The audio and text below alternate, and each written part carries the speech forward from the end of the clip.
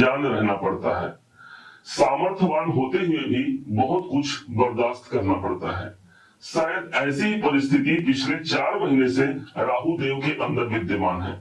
एक तरफ तो ये अपने शनि मित्र के घर पर प्रवेश किए जिन्हें माना जाता था राहु का साम्राज्य, तो दूसरे तरफ अभी तक मृत अवस्था पर होने के कारण वो कॉन्फिडेंस, वो कार्य नहीं कर पाए राहु देव जिस भाव पर ये उपस्थित है आपके अपने वृषभ राशि के कैरियर के घर पर। आइए पूरे ध्यान से समझते हैं कि पूरा माजरा आखिर है क्या। शुरू से ही शुरू करते हैं ताकि आपको भली भांति समझ में आ जाए कि ये राहु की क्या स्थिति थी, अब क्या विशेष परिवर्तन होने जा रहा है। तारीख याद कीजिए जरा, 18 मई सन 2025, जिस दिन रात के ठीक 7:35 को यही राहु देव ठीक 11वें घर को छोड़ करके इनका गोचर हुआ था 12वें घर पर। एक तरफ तो अपने शत्रु गुरु की राशि को छोड़ करके राहु देव अपने परम मित्र शनि के घर पर आए थे। माना जाता है यथा शनि तथा राहु, और उस हिसाब से इनको साम्राज्य की प्राप्ति हुई। लेकिन ज्यों ही इन्होंने प्रवेश किया, ये 30 डिग्री से क्रमशः नीचे आते गए और अभी तक 24 डिग्री पर मौजूद है। ज्योतिष की भाषा में इसे कहें तो मृत अवस्था कहा जाता है, अर्थात ग्रह उस समय पर अपने पोजीशन पर तो होता है, परंतु जो उनको रिजल्ट देना है, क्योंकि मृत अवस्था पर है, तो वो अपना रिजल्ट हमको भली भांति नहीं प्रदान कर पाते। अब ठीक इसी समय पर एक तारीख आता है 2 सितंबर।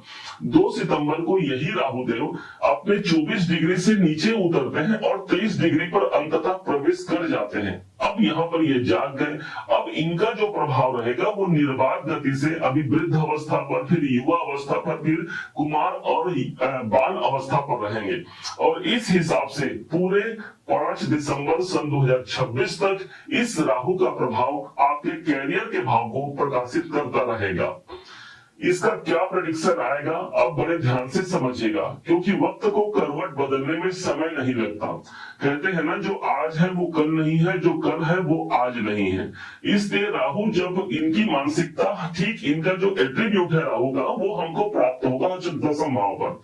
10वां भाव हमारे कर्म का हो गया, और ठीक राहु यहाँ पर से जैसे आपने अमृत मंथन को देखा था कि अमृत मंथन जब हुआ था, तब उस समय पर जब समुद्र मंथन हुआ था, तो राहु की नजर में सिर्फ और सिर्फ वो अमृत का कलश था, और येन केन प्रकारेण वो वहां तक पहुंच ही गए थे। ठीक इसी प्रकार हमको इस समय पर वही राहु का प्रभाव मिल रहा है हमारे कैरियर के घर पर। इसलिए जो लक्ष्य है उस तक हम पहुंच पाते हैं। कैरियर की विशालता इस राहु के अंदर विद्यमान है।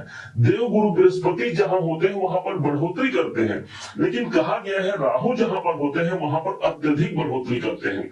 सभी ग्रह को हम हवा से जोड़ते हैं, लेकिन राहु वो ग्रह है जो बड़ा तूफान है। अब वही तूफान हमको मिलने जा रहा है हमारे कैरियर के घर पर।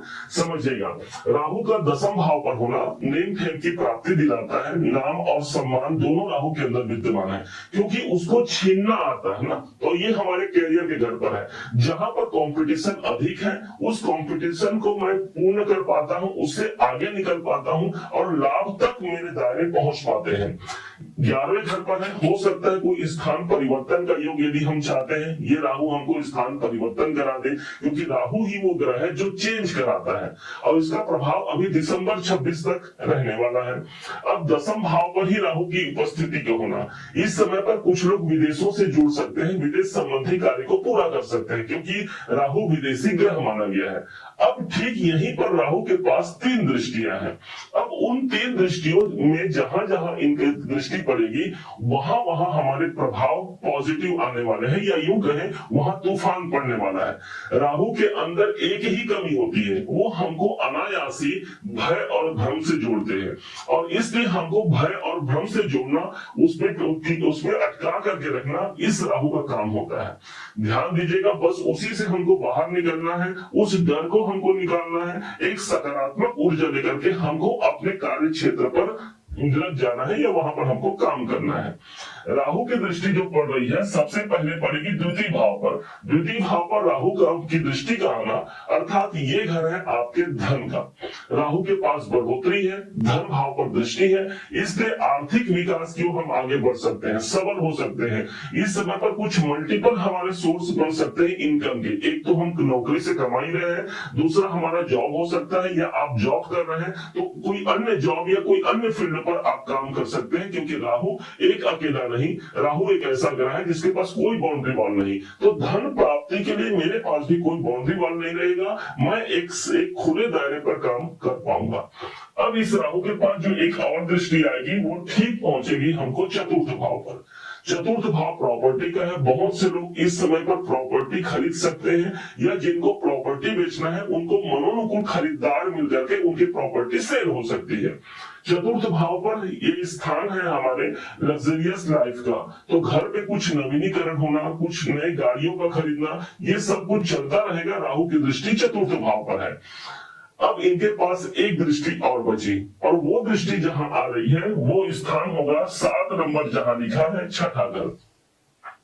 अब ये वो घर है जो आपकी नौकरी का है। तो जितने भी लोग नौकरी पेशा है, क्योंकि दसम भाव कैरियर हो गया, छठा भाव नौकरी हो गया, तो नौकरी और कैरियर में एक सामंजस्य बैठ पाएगा और दोनों का अनुबंध बैठ पाएगा, और इस समय पर हम अपने कैरियर को एक विशालता तक पहुंचा सकते हैं, जिसे हम सफलता का तूफान कहेंगे।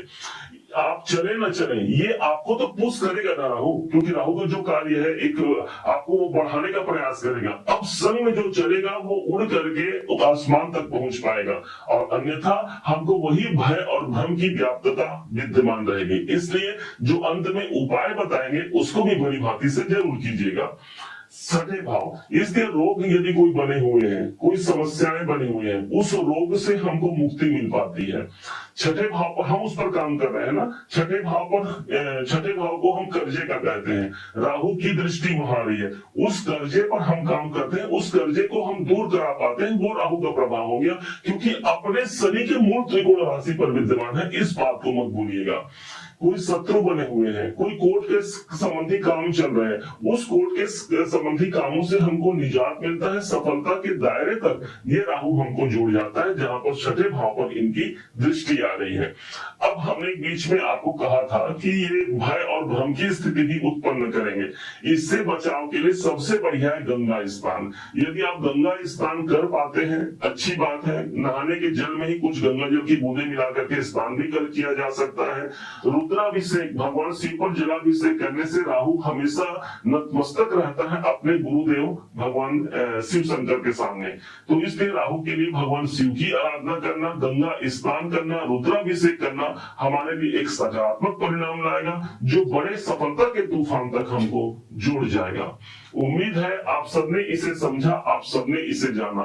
यदि आपने इसे समझा है, जाना है, मेरे समझाने का प्रयास यदि आपको सार्थक लगा हो, मेरे समझाने का तरीका यदि आपको सार्थक लगा हो, तो हर बार की भांति इस बार भी अपना प्यार भरा लाइक और कमेंट करना कभी मत भूलिएगा। और हाँ, यदि अभी तक आपने चैनल को सब्सक्राइब नहीं किया है, सब्सक्राइब जरूर कीजिएगा। पुनः एक बार फिर आप सभी का दिवस बहुत मंगलमय हो, इन्हीं शुभकामनाओं के साथ। जय श्री राम।